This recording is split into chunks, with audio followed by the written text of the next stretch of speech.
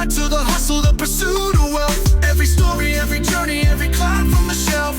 Here's to the drive, to the fight, to pursuit of wealth. All right, welcome back to another episode of the Pursuit of Wealth podcast. Got Mr. Jace Wright, our co-host, here again today. And we're going to kind of pick up where we left off with last week's episode. This one's going to be fun because we're going to make you a little uncomfortable now. I know you don't like to brag about yourself, but we're going to hear Anthony's story, which I'm really excited about because there's a lot to learn from it.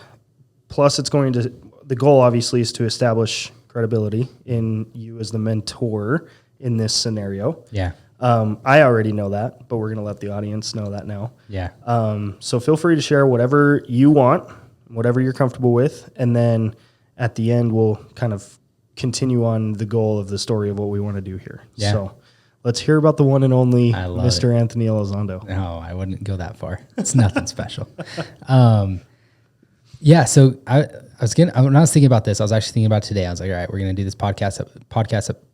Geez, I can't even talk. Podcast episode today. And so I was kind of reflecting on that journey. And one thing I wanted to go like way back because I think part of the reason I do what I do and is because of like how I was raised and things that happened in my early childhood that kind of developed my thoughts around money. And so like starting off, going way back when my parents got divorced when I was super little. So I was 1 year old. So like basically my whole life, parents were separated. My mom never remarried. And I spent most of my childhood with my mom. Like I'd go see my dad, weekends and here and there. But like when I was in school, like school nights, everything, we were at my mom's house. And my mom grew up in kind of like the numbered streets in Idaho Falls. She was a high school counselor, and as we know, high school counselors don't make great money. So like living on a single income household on a, high school counselor income, things were tight. Like I remember growing up as a kid, like certain things like playing sports, we needed new uniforms or travel or stuff like that. Like I could see the stress that would cause, and like meltdowns around finances at some points. And like thinking back like that just really kind of shaped my decisions. Like growing up, I was like, man, I don't want that. Like, I don't want to have this stress. Not that I think money can buy happiness, but I saw like money could solve these problems. Like we wouldn't be stressed about a tournament. We wouldn't be stressed about these sports fees if we had money. Right. And so that kind of like from a young age, I was like, whatever I do, I'm going to make money. Like I'm going to figure it out so that I don't have these same kind of problems. And so right after high school, I was playing soccer and I went and played at a junior college in Arizona. And I like enjoyed that. Like I love soccer, at that time I was like, man, that's my goal. I'm going to go play professional soccer. Like that's the plan. And going through that process, like I went to some professional camps. I was the captain of my college team. I was the captain of our high school team. And, after I started playing college, like I went to a few like high level camps, professional camps. And it was really interesting because like I started really diving into what would that route look like if I actually went down this route. Like it's a lot of commitment. Some of these camps I'm going with kids that like just played 4 years at a D1 school. They're trying out for a PDL or USL team, which in the US, it's like the MLS is like the top ranked and then it's like the USL. And then there's like the PDL, which is kind of like a feeder into that program. Anyway, so in college, I had a coach that was playing on a USL team. He was a professional soccer player, right under the MLS, like hoping to one day get up to the MLS. Good player, played at a D1 school in college. And I looked at his life like he didn't really make any money. Being a professional soccer player in that under league. And then even looking at the MLS, it was like the starting salary, if you made an MLS team, was like $40,000 a year. Like if you were top tier, you made a couple hundred. And if you were like one of the best players in the MLS and you were on the national team, you're, maybe making $1 million a year or something like that. So the pay wasn't crazy. And I was like, man, I'm going to have to sacrifice like the next 5-6 years trying to get on a PDL team, then maybe try to get on a USL team, then maybe get up to the MLS. And then like for what, to make $40,000 a year, you'd have to be a really top dog to make more money than that. And I realized like, I want to make money and I don't think this is really the route that I want to go. So like I decided to pull the plug on that after playing. I'm not going to really kind of pursue it anymore. I just want to get into the workforce. Like I want to start working and doing something. And so I got my associates at the end of that, and I started working at a bank. I was like, I just want to go start making money. I was interested about finances. My father-in-law he's a financial advisor. And he'd done really well for himself. And so I'm like, maybe that's the route I want to go. I want to be a financial advisor, an FA. I've always liked investing, money. And then I kind of looked into the route of being an FA. Like you don't really need to go to school per se. So I didn't need to like finish college. I could just go like study and take the Series 7 and then go work for like a company like Edward Jones. I was working at Wells Fargo. So there's also a path at Wells Fargo that like teller, banker. Once you're a banker, then you could take your Series 7 too. And then, become a financial advisor for Wells Fargo. Mm-hmm. And as I worked more and more at the bank and I kind of learned more about what financial advisors do, typically on a day-to-day basis, it was like, man, that's not really exciting. It's a lot of paperwork. It's a lot of boring investing. It's a lot of people's retirements. You're getting them to contribute to their 401ks, their IRAs, and then those IRAs are going into mutual funds or large index funds, like really kind of like not fun and exciting stuff. Mm-hmm. Important stuff, but not super fun and exciting. And so I was like, man, do I really want to do that? Like just be talking to a bunch of old people and trying to get them to invest in their retirements. Like that doesn't really excite me either. And so my other route, like working at the bank was kind of real estate. So I saw there's two parts to this. Like one, growing up, my parents, my dad and my stepmom, they worked at the Idaho National Laboratory, or they actually worked for DOE, the Department of Energy here in Idaho. And that's a very solid job. Like starting out, you probably make 60, 70,000 there, and then you kind of work your way up, and after a few years, tenure, you get like, to 120, 140, 160,000. So it's like a good stable job.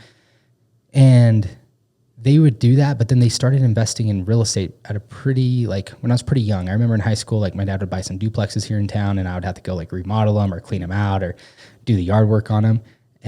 But the real shift happened when the market crashed in 2010, 2012. They bought I didn't know it at the time, but now I know that they went and bought a ton of properties in Arizona, and they mortgaged everything they could. They leveraged as hard as they could, took a huge risk. But they were confident. They had faith that, hey, the real estate market's going to bounce back. We're never going to find houses this cheap. Mm-hmm.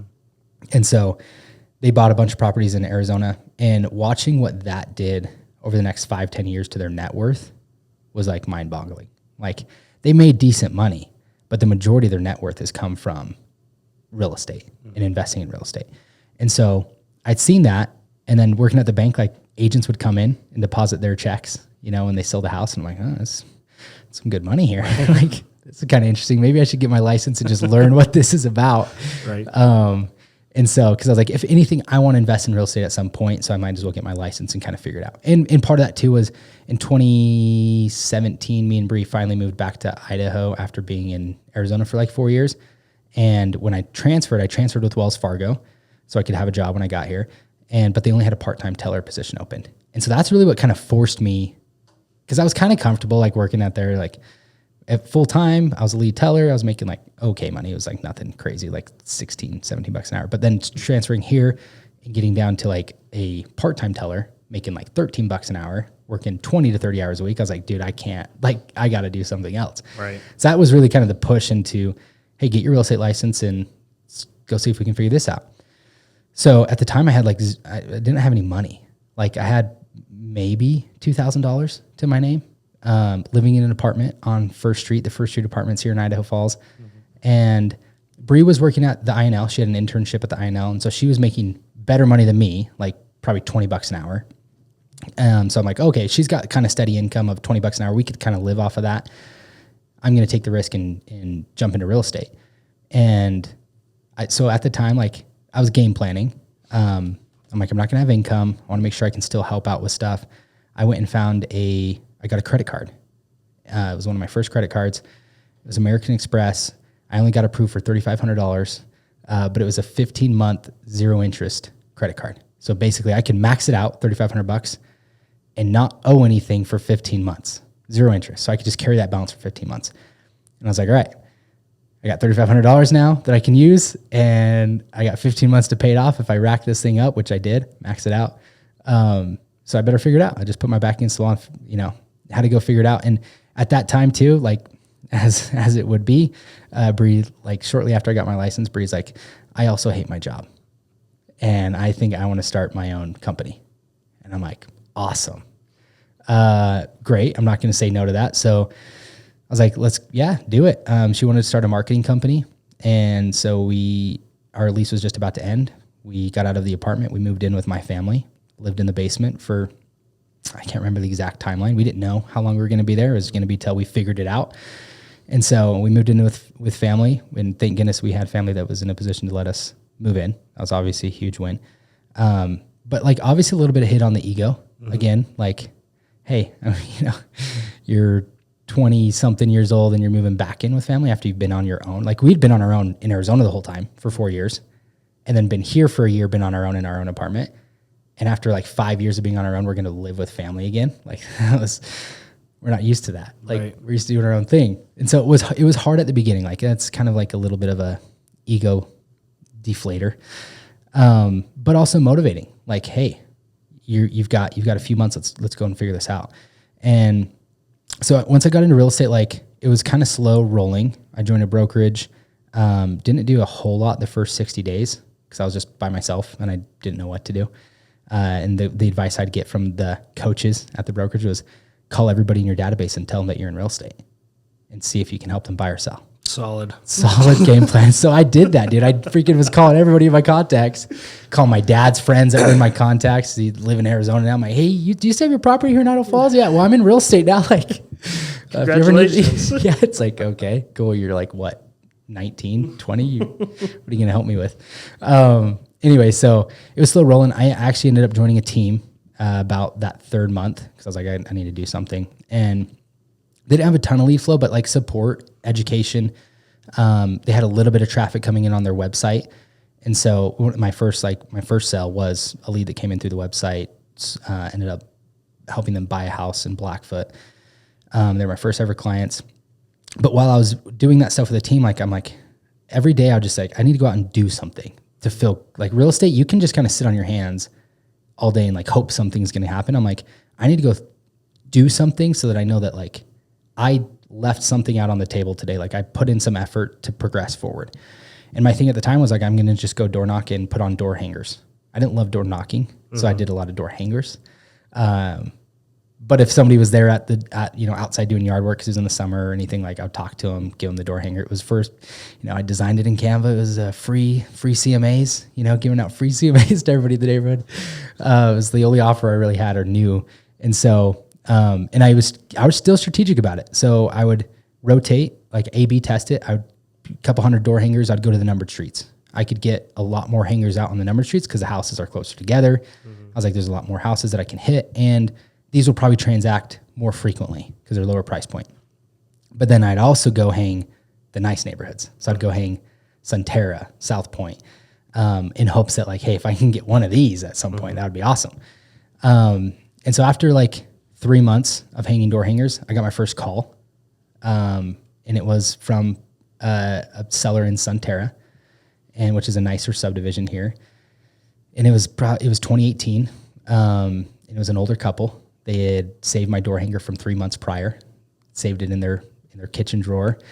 And they're like, we were getting ready to sell, so we saved this and we're going to give you a call when we're ready to meet with you. So I went and met with them. First listing appointment, like on my own.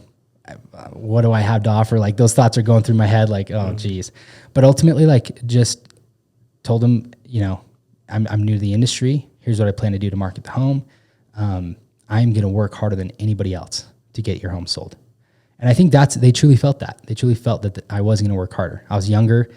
And so they gave me the opportunity to list. So I listed their home. When I listed their home, I flyered the whole neighborhood about just listed flyers. Hey, just listed in the neighborhood, price, boom. We actually got it under contract in like 2 weeks. It was a beautiful house. At the time, it was priced like $375,000, which now it's like a average home price. Yeah. That house now is probably like $650,000. But at $375,000 back in the day, like I was selling $130,000 houses in Blackfoot. So like this was awesome, almost $400,000. And so got under contract pretty quick. I had a buddy that lived across the street.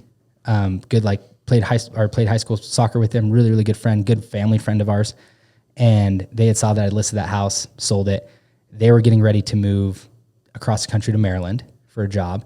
And so they called me like, hey, like, saw you got that. We know you're in real estate. Like, come talk to us. And they weren't just going to give it to me. They talked to different agents too. But I was like, they gave me the opportunity. So again, listed their house while this one was still pending, flyered the whole neighborhood. Hey, just listed. We went pending within 30 days or something. And so flyered the whole neighborhood again. Hey, just, pending. And then flyered the neighborhood when that one on the cross street closed. And there was a house on the corner that had been listed this whole time. It had been listed for 90 some days. And after I sold that second house, they called me and they're like, hey, we just fired our realtor. We want to talk to you because you've just sold 2 houses right around the corner from us. And we're around the same price point. Why isn't our house selling?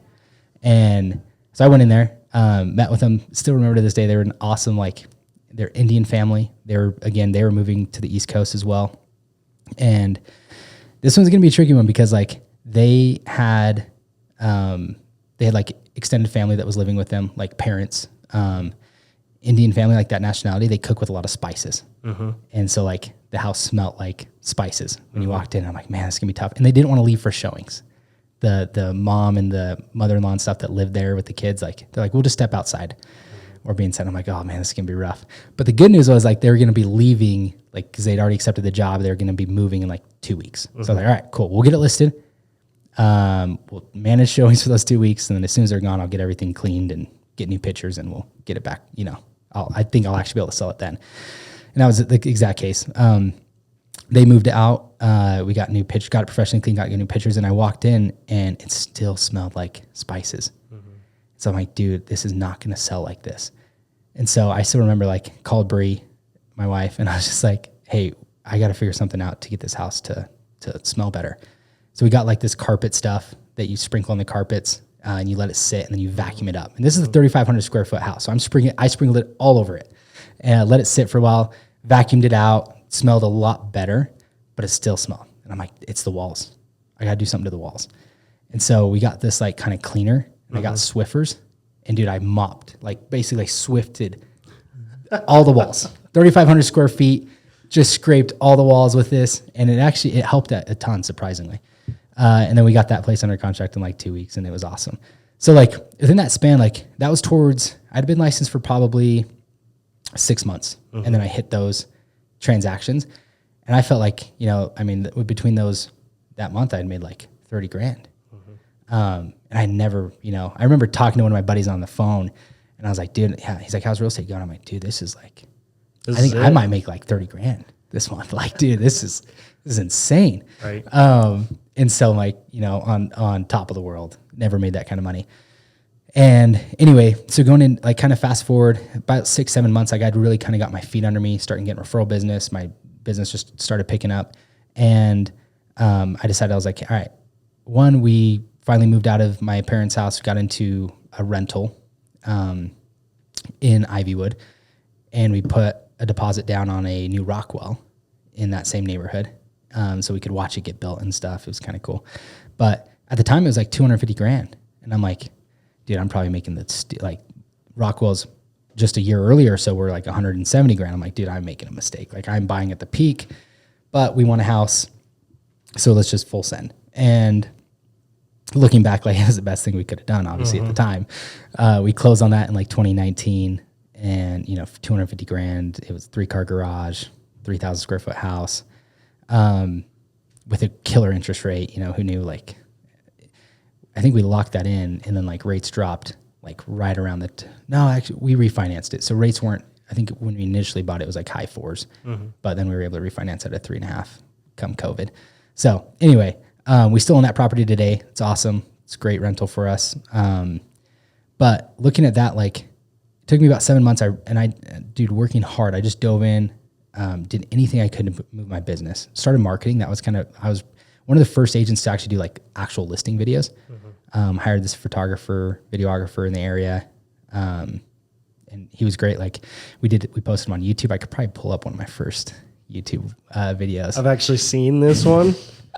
It's a gold mine. We'll have to show it sometime. You got like big old block letters too on this like address. Yeah. And it's flying over and then like, yeah. Anyway, but nobody was doing it at the time. And so like that was another one of my value props. That was like from day one, being young, I was like, I'm going to market your house on social media and YouTube. And they're like, what? Social media? Like, but that was and I'm like, yeah, you know, other agents, most agents that you talk to probably don't even have social media. They don't know, but that's where all the attention is right now.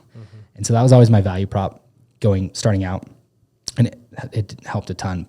And I was always paying for stuff. Like I was paying, like agents were lazy. They didn't want to pay for a video. Like it was like $600 to pay for a videographer to come out and do video and put that together. And then I was always paying for cleaners. So, you know, every listing I had professionally cleaned. That's another $300 to $400. And I'm so like, I'm fronting that, you know? And so, but that at the beginning, like that set me apart because not a lot of agents were doing it. Now it's kind of become a standard. Like a lot of agents do it, but back then it wasn't. And so that was kind of my value prop. And after about 7 months when I had really got stuff going, I decided I don't really need to be on a team anymore. I feel like my business is cranking. And that's when I actually went in and franchised a flat fee brokerage with my old team leader. I was like, hey, I'm going to leave the team, but what are your thoughts on this? Like there's a big brokerage in Arizona where I went to school called Home Smart. They're a flat fee brokerage. Like I think it would do really well here. And I really don't want to keep hanging my license where we're at just because they don't really bring us any value. And he looked at it, agreed. I was like, dude, we should do that. Let's franchise it. So we ended up franchising it. I spent 2 years growing that with him. We grew it to like almost 80 agents, multiple offices. We had an office in Pocatello, Idaho Falls, and Boise. And like I learned so much during that 2-year process. I made zero money doing that, but I learned a ton. I mean, we signed a way too big of an office lease starting out, and we didn't have money to kind of renovate or do anything. Like I was the one painting it, me, Bree, and like some other new agents. Like we would go there every night, paint it till we painted the whole 4,500 square foot office. It was just, and learned how to run a business, learned the ins and outs of it, what to do, what not to do. And then during the time, like I had to do all my own production on top of running the brokerage to make money because the brokerage wasn't making me any money. So I needed to do my own production to make money. So even that year, like 2019, it was 2019 when we did that. I think I finished that year out. Like I made $167,000. And that was like life-changing because I never made that kind of money before. And the best part is like, we didn't increase our lifestyle like crazy. Like I think I probably stocked away 60 to 70% of that. And I was just, dude, I was just watching my bank account grow. I was like, my goal was like, I want to have $100,000 in my checking account. So I just kept saving. Like at the time I had a Toyota Tacoma on lease. I leased one, for $245 a month. That was my payment.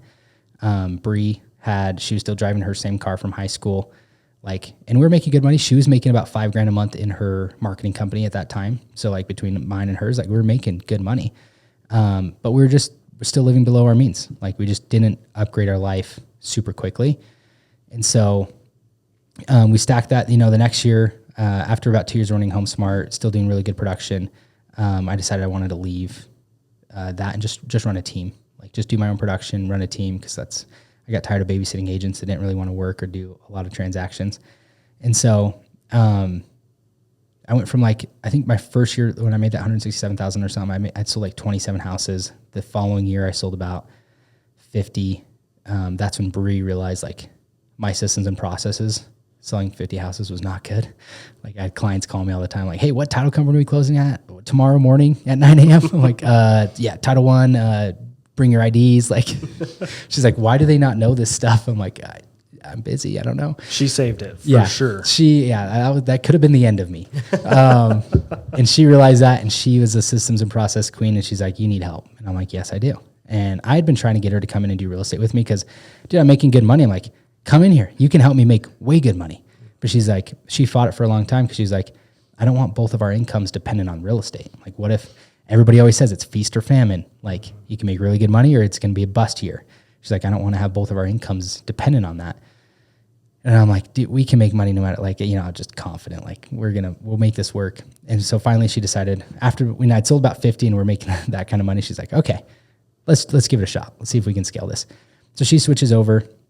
gets a real estate license. Oh, and it was perfect timing because it was like 2020, she gets her license, and it is a frenzy come 2021. It's crazy. Me and her together, we sold about 92 houses on our own, which just jump started our careers with everything else. And we were smart with that. We didn't spend all that money. Like I looked at it as like, okay, we have a killer year, paid an astronomical tax bill that I will never pay again because I'll figure out how to, get my deductions down and invest in real estate, and I will never do that again. But that year hurt, paid a very large tax bill. And then we just, that's when we started investing. 2021 is when we bought our first rental property. It was a flip, essentially. I'd never done a flip. This lady came across, she was a hoarder. She'd called us from our Google page and said like, hey, I need to sell my house. Got into it. She's like, all right, can we come meet with you? And she's like, no, you can't come see it. Like, what do you mean we can't come see it? We have to see it. Like, she's like, well, nobody can come see the house. Like, well, we're not going to be able to sell your house if nobody can come see the house. She was ashamed. Like, it was awful. Finally convinced her. I was like, hey, maybe we'll buy it from you, but we still have to come see it. So we go see it. It is the worst roof I've ever seen. Like, it was, my cousin Kevin was an inspector at the time. He inspected it for us. He's like, dude, like every shingle had like melted away, like just terrible. Going inside the house, you couldn't walk anywhere. You couldn't see the floor. You had like a little trail to walk. Poop everywhere. Food, like molded cheeseburgers. Oh, black mold in the sink. Dishes that hadn't been done in 4 or 5 years. Like, just rough. Cigarette in the toilet. Like, dude, it was just brutal. Smelled like smoke. She was a smoker and she smoked in the house all the time. So we're like, man. Probably masked the rest of the smell. It was bad, dude. You could ask Braden, an agent on our team. That was before he got into real estate. I hired him to help me clean it out. Oh, geez. Oh, dude, he's got some stories. He threw up because he opened a freezer and it had been unplugged for probably years and there was meat in it. Oh. The smell, when he opened it, just automatically vomited. We taped it shut and just threw it in a dumpster. We're like, it was rough. Really, really bad. But anyway, like, we had the opportunity and I was like, all right, I think if we could buy it for X, this price, I think we could renovate it and sell it for this. Tell Bree about it. She's like, because I was like, we've got money saved. Like, let's do this. We can buy this. She's like, she was so nervous. She's like, I don't think we should do that. Are you sure? Like, sure you want to buy? I'm like, we got to try this. We got to try it somehow. I'm like, this is a great opportunity.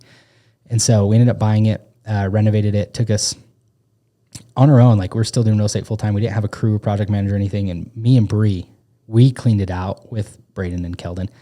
But I remember, like, after we closed on it and she finally moved out, we bought her paid for her to move out of state, moving van, all that fun stuff. And we always treat our sellers super nice, especially if we're buying a flip. And that was like kind of what started our flipping journey. But even for her, she didn't have a phone. So her phone got turned off. Her power bill was getting shut off when we came in. We paid for both those to get turned back on. Even before we'd bought the house, she needed a moving truck and she needed to get out of like state. And so we're like, you just take what you want. We'll pay for the moving truck. Tell us where you want it to go. We'll pay for that. And then like, we'll just get reimbursed at closing. So front paid all that, got her all situated. Like, she had an awesome experience. Like, even till the day she thanked us for everything that we did. But we ended up flipping that house on our own. Bree, after we closed on it, Bree's like, one night, we didn't have kids or anything. And she's like, we just got done working. This is like the busy 2021 season. Like, we're showing houses till like 8 or 9. She's like, we get home. She's like, let's go start cleaning out the flip. I'm like, what do you mean? We're not going to clean it out. We're going to pay somebody to go clean that out. No, let's just go start. Let's just do it. And I remember we went over that night, bunch of trash bags, and me and her cleaned out like the living room. And dude, it was like, 10 trash, just one room to get one room. And it felt good just to get progress moving on it. Bree's like she hates sitting still. So she's like, if there's something to be done, let's go do it. And anyway, we ended up flipping that entire house in like 73 days, which was quick at the time. We didn't have to do full renovations. It was a lot of just like paint, light fixtures, vanities, flooring. We didn't have to like do any electrical or plumbing really. And so got it. And then by the time we had it, I was like, all right, should we sell this? But I was looking at the rental market and stuff. I'm like, I think we should hold this long term. So we got it refinanced. held it long term. It was a killer property because we got a good interest rate on the refinance. It was when the rates had come down, so we got like 3% on it.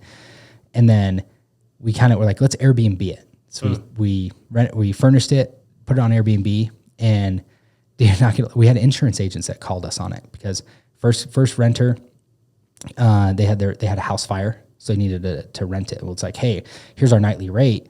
Comes out to like monthly would be like $3,700 a month. This is a 4-bed, 2-bath house. They're like, yeah, we'll do it. Wow. If we can go monthly, we need it for at least 3 months.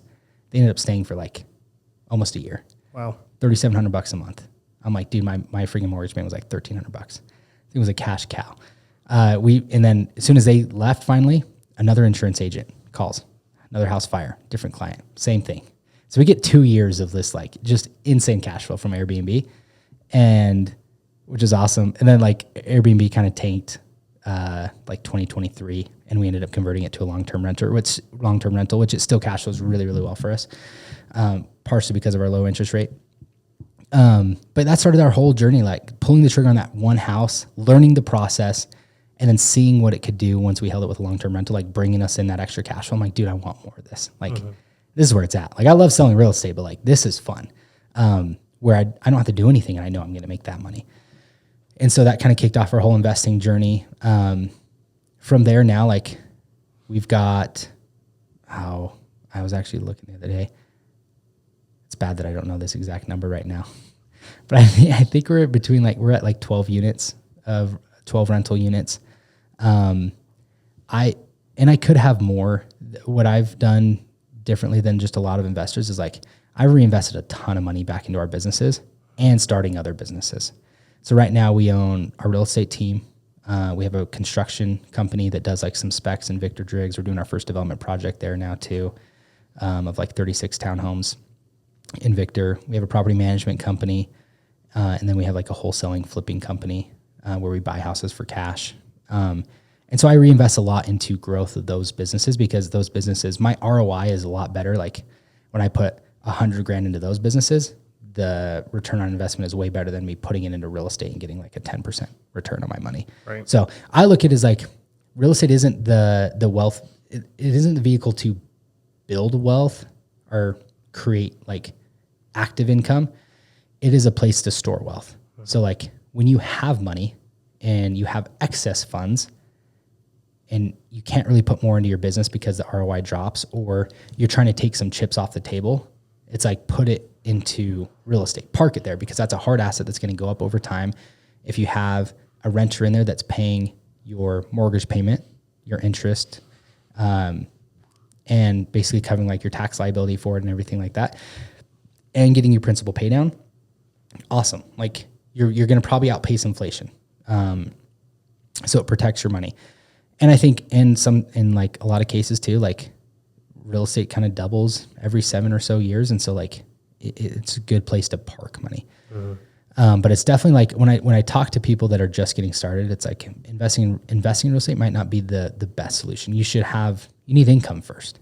So like figure out how to get a high income, like start a business, get a side hustle going. Like if you have 10 grand or something, like don't put it into real estate, put it somewhere that's going to, I look at real estate as when you have an extra 100 to 150 grand, then put that into real estate. And as long as you still have good active income coming in each month. If it took you 5 years to save that 100 grand, it's like, what could you do if you put that into real estate, it's like, it's going to take you another 5 years to save 100 grand to put down on a property again. So like you need to be able to save money faster, which either you need to cut your expenses or you need to increase your income. And I've always looked at that, like even to this day, like we save a large chunk of our active income. Like we don't spend it. And I could be better. Like, yeah, I could always shoot for like 70% or something like that. But like we're at a comfortable balance. Usually we're at least 20% of our income is getting saved for investing. Because our goal is like, we just want that nest egg as big as possible, because I've seen the benefits of, if I can park this money, like right now, we've kind of mentioned it. We're at a point where it's like, Bree doesn't need to work. She can work when I tell her, if you want to work, you can work, but you don't need to. There's a lot of things that I don't need to do anymore, which is like really refreshing. It's like I can kind of choose what I want to do with my time. You're doing things that you want to do. Yeah. Like Not this that podcast. you have to do. Yeah. And it's, but for 7 years, like I did what I had to do. Mm-hmm.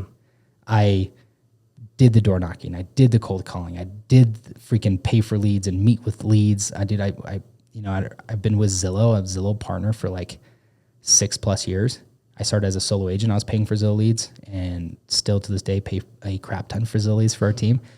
I think they're a great way to run a business. You're meeting with people that you don't know. It's awkward sometimes. You're showing them whenever they need to get shown. Like you're kind of at the mercy of the lead. Mm-hmm. And I did that for a long time to make the income that I wanted to make. And when I was making that income, the biggest difference was like I just didn't spend all that income. I saved it so that I could have my freedom later on. Mm-hmm. So right now it's like we're, a few rental properties, businesses, net worth like right now is just over 2 million. And that is over a 5-year period. Like, I didn't really start making money. My first big year was 2019 where I made $167,000, but I had $0 before that. So I look at like in a 5-year period, we're able to accumulate that net worth. And once you have money, it is so much easier to compound. Mm-hmm. Like even just on average, like if you're investing, in a decent manner, you're going to probably double your net worth or your investment account every 7 years. It's like the rule of 72. If you can get like 7 or 9% return on your money, it's going to double every 7 years. So I think like we were able to go from 0 to that in a 5-year period, I'm really excited for the next 5-year period because I think we're going to be able to double, triple that total. And so, but like we would never even be to this point if we hadn't saved. Because I talked to so many agents that make good money that have made $150,000 to $250,000 for the last 5-10 years and have nothing to show for it. Mm-hmm. And that's what I want to change.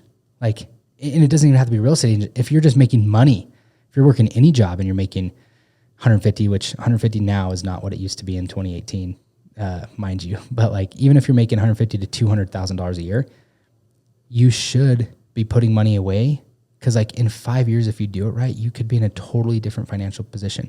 And 5 years goes by like that. It does. It goes fast. Like I feel like I just got licensed the other day. I feel like I'm still the new agent, like the young buck, but I'm almost, going to turn 30 this year. And that was one of my goals. Like subconsciously, my goal is like, I wanted to be a millionaire before I was 30. Mm-hmm. I think we hit the $1 million net worth level at like 26, 27. But then even in the 2 years, like we were able to double that. Mm-hmm. So like it compounds so fast. That's what I can't emphasize that enough is like, you have to start. And at first it's slow, but once it gets big enough, that snowball, it is so much easier to turn that snowball into more money. Like now we can make $50,000 just lending our money out a year. That's $5,000 a month. Just from having the resources to lend out to other people or opportunities, that's going to get us return. I don't have to do anything for those stuff like that money. But you're never going to be able to do that unless you start saving now and start putting money aside so that you have a nest egg that you can utilize for things like that. And so now we're a real estate team. And my real estate team does not make us a ton of money. I'll let you know that up front. I'll be very clear with you on that. The numbers look awesome. We sell like 309 transactions and 120 million in sales.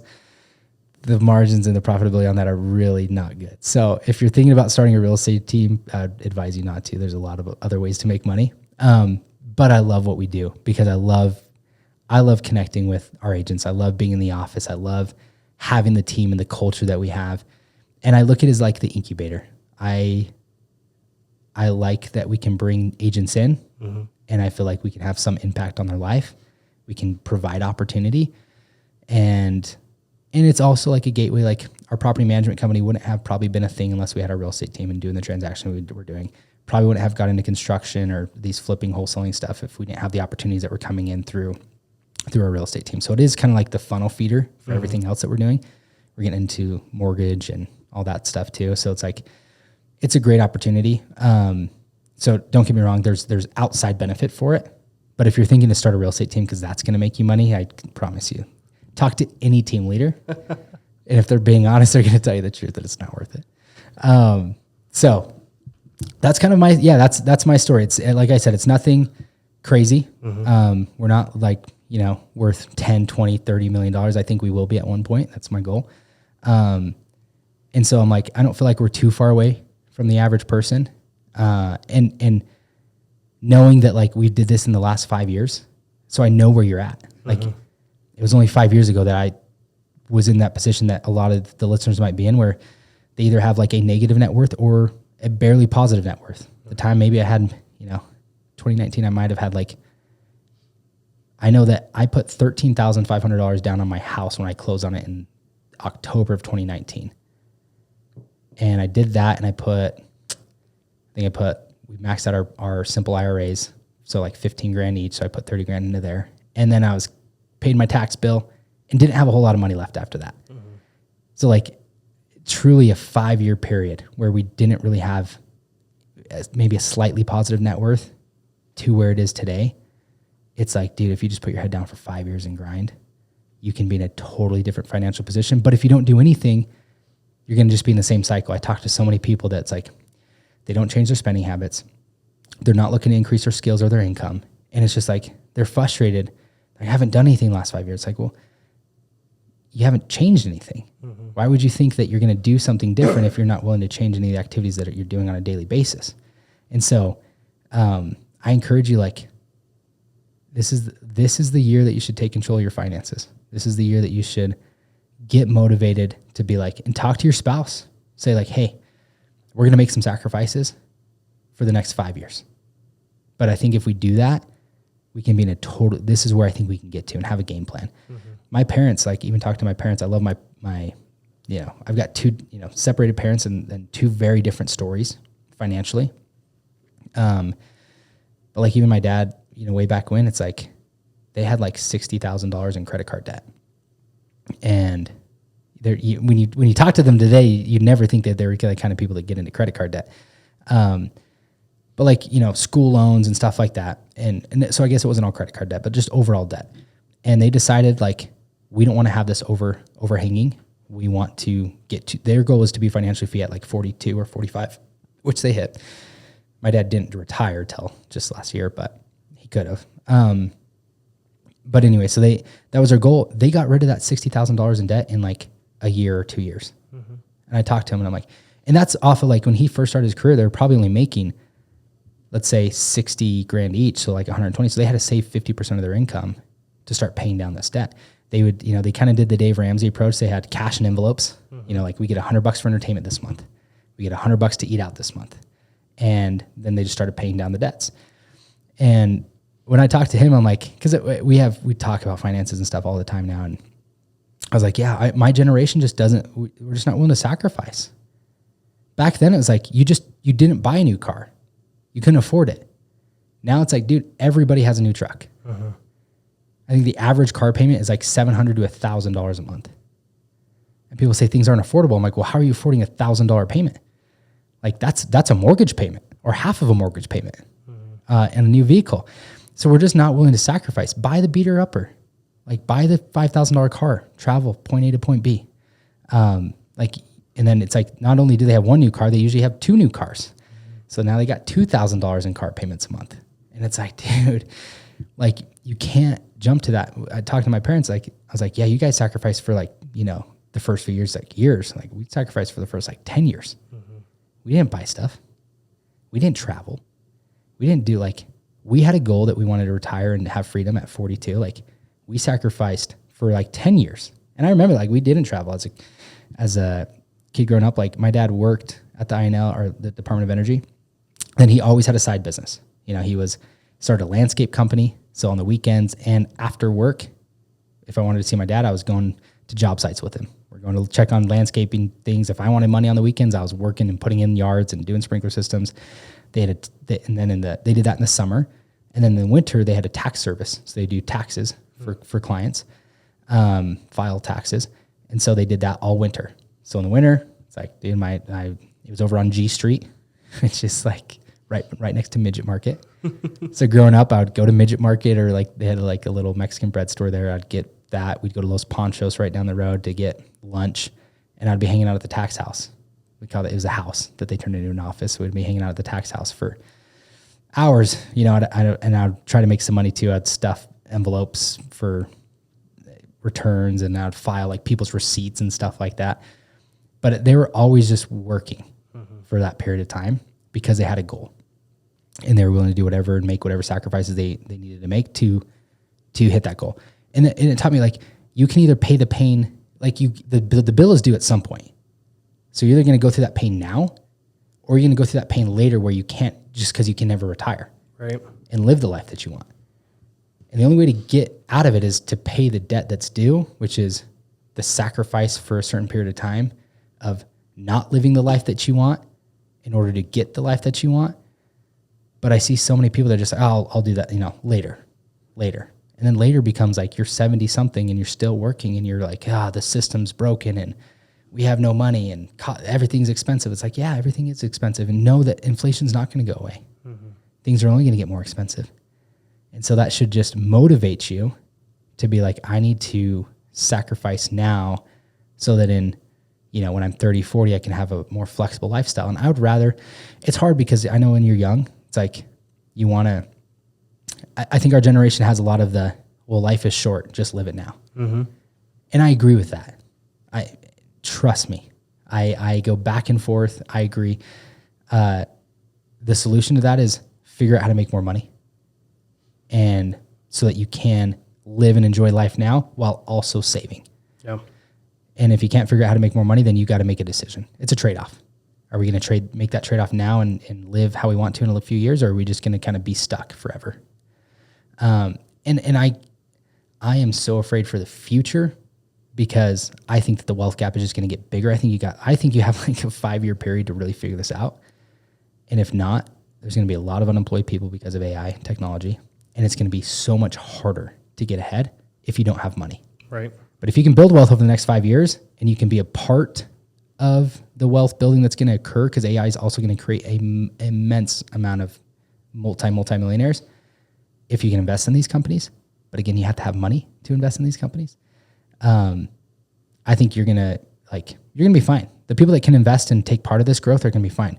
The people that own nothing, have no stocks, no equities, no assets, they're gonna hurt really bad over the next 5 years. And I don't say this to just build fear. It is a genuine concern, and I want to help as many people not have to feel that pain as possible. That's the goal of this podcast. The goal. So we're going to create a community, which we already had based on a couple episodes ago. I've already had people text wanting to be a part of that. So we got to get going on actually getting game this plan group, of what it's going to be, of what this is going to look like. But there's a couple gold nuggets that I want to hit on from your story, and you've kind of mentioned this, but there's some key parts and milestones that you crossed that I think applies to anybody on this journey. And I experienced it again. Based on last episode, we're putting me at kind of ground zero, where you have a place to live. You're like basically no debt, nothing. I'm on ground zero, right? But even to get to ground zero, I had to apply this principle. And you talked about it in your first little bit in real estate. This can apply if you're an entrepreneur and you're starting your own company, or it can apply if you're just wanting to start to build wealth. And it's that 3 to 6 month period that you had where you saw nothing from your efforts. Nothing. Zero. Yeah. Most people, and you see it every year, at the start of every year, people start going to the gym, people start going, they don't see the immediate result, and they quit. If you can learn to work without immediate gratification, that's step number one, in my opinion. 100%. Because if it's building your own business, that's what it's going to take, is working for probably even, I would even say longer than 6 months. Yeah. Probably a year, 2 years. They say it takes typically 3 to 5 years to build a business that's sustainable. Yeah. So you're working 3 to 5 years with not seeing a ton to show for it.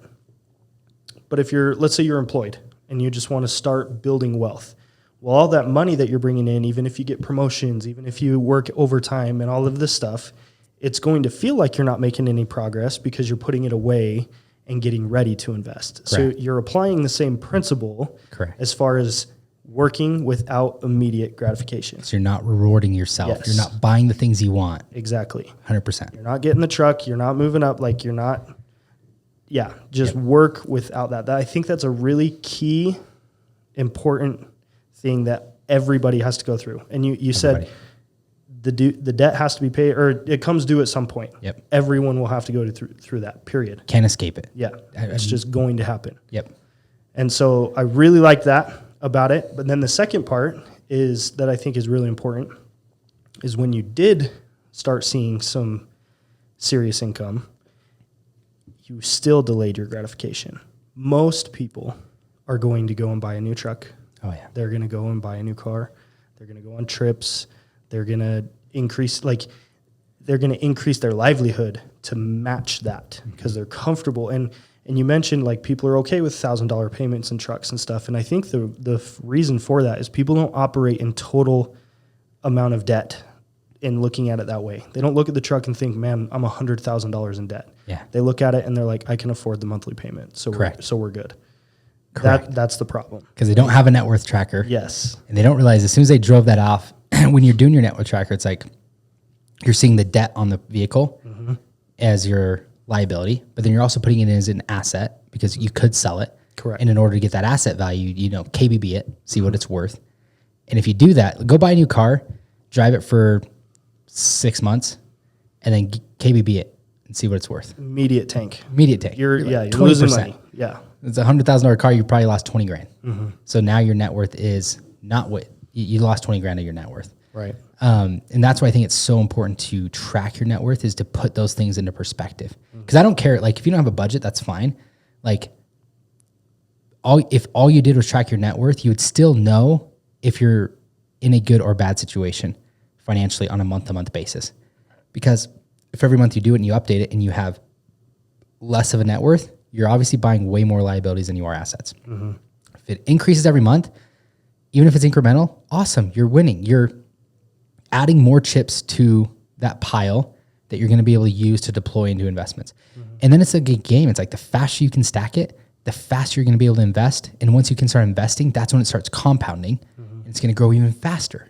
So it's like, it's really just, I gamified it. Right. Like I get excited on like, how fast can I grow this? And then how fast can I grow the money that's in it?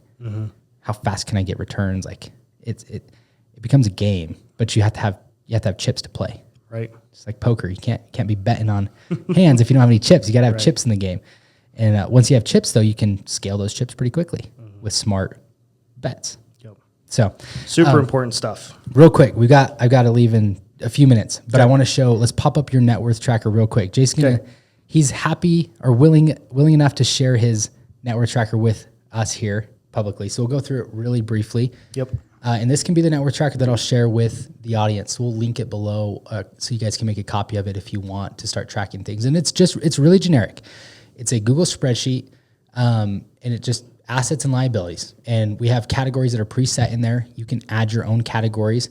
And essentially all it's going to do, it's going to total your assets in your assets column, and then it's going to deduct your liabilities in your liabilities column. Oh, sorry. No, you're good. All right. So then we got liabilities, and that gives you your total net worth. Total net Let's worth. go through it real quick. I just want to go through line by line real fast to show, okay, really what we have here. So Jace, okay, starting off at the top, you've got your real wallet. You've got in there, you have two different accounts. One's your tax account and one's your actual checking account with real wallet, right? Correct. Yep. So you've got 843 in what I'm assuming is your tax account, 4,327 in your real wallet checking account. Stock, $17,935. I love that. Jace has not invested really in any stocks, but this is just being with the brokerage. Benefit, being with the brokerage, you've accumulated that stock, which is awesome. Other separate bank accounts. Cool. Just random cash on hand. I like it. I always have like 10 grand. Yeah. Cash just for who knows. Just a rainy day. Yep. So this is what I Kelly Blue booked them this morning. And so this is the combined total for both of my car and my wife's car. If we tried to sell it, I was pretty conservative as well. Love it. So yeah, total about 40,000 in value between our two cars. Perfect. Savings. And the funny thing with this is, like, we're not making excuses here, but We just bought a house, so we dropped a lot because Savings is gone. Yeah, it came a little quicker than we anticipated, the opportunity to buy this house. So, And you just had a kid. and we just had a kid. So yeah, we definitely got to build that back up, which is exciting. But and then got your house that's the line house. item. Okay, I like it. And that's the appraised value. Perfect. So that's accurate, which gives us our total assets. And then my favorite part about this whole thing is zeros on credit cards, line of credits, all of that stuff. Got it all paid off last year. So proud of you for that. And then our car loans. So this is what we owe left on our cars. And then that's what we owe left on the mortgage. And so then it Real gives quick on that. Go ahead. Positive thing here. You could sell your cars for $40,000. Mm-hmm. You don't have brand new cars. No. Well, One's fairly new. Yeah. It's the one my wife drives. I think it's like van. a 23 or 24. So fairly new. yeah, a But, few years old, but it's a minivan. but it's a minivan. We're not driving Escalades. Yes. And then Jace sold his Raptor and got a Ford. What is Ford it? Escape. Ford Escape. Yep. Older, what year? 2020. 2020.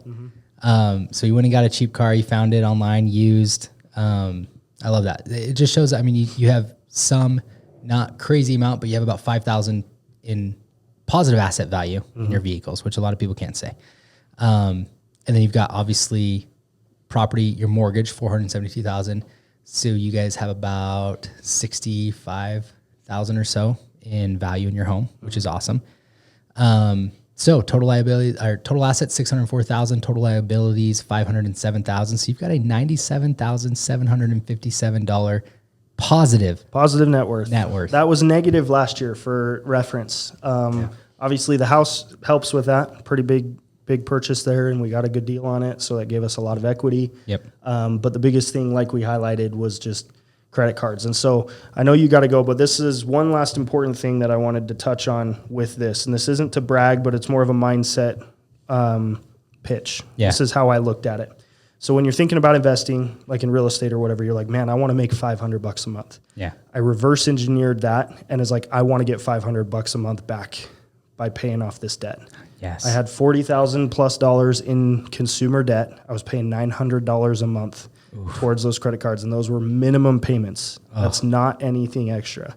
I wanted that back. 100%. And that was my first investment. I'm going to consider that my first investment in myself, even though it was paying debt off. It was to get that $900 back. So I paid $40,000 to get $900 of my own money back. Which is a great return. That's a great return. Yeah. I can't get that on a house. If I could put $40,000 down on a house and get $900 back in return. Yeah. Awesome.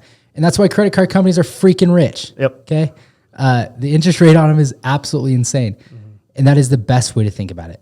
You get people that contact us and they're like, I want to start investing in real estate. And then you find out that they have credit card debt. And it's like, dude, invest in that. Right. Get that gone, because that is draining you. You're never going to get ahead if you have a $900 payment.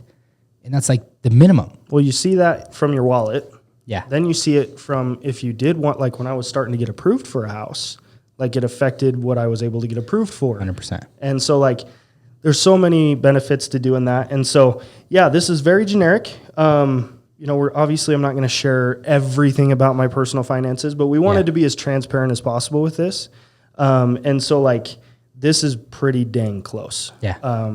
Really dang close. Which is all you need. You don't need to be 100% accurate. You need to be close. And it's like just the fact that you're logging in on a monthly basis and you're updating your credit or your cards or your cars. Where's your payment on your cars? What is the value on your cars? What is the value on your real estate? And then you're looking at all of your bank accounts and your stock accounts and saying, how much money do we have in these? That in itself, even if you don't have a budget, that in itself is creating clarity, and it's bringing you closer to your money and a closer understanding to what is going on. And so it's like, again, if you go in here in the next month, it's like your savings is lower, your checking accounts are lower, and you have no assets to save for that.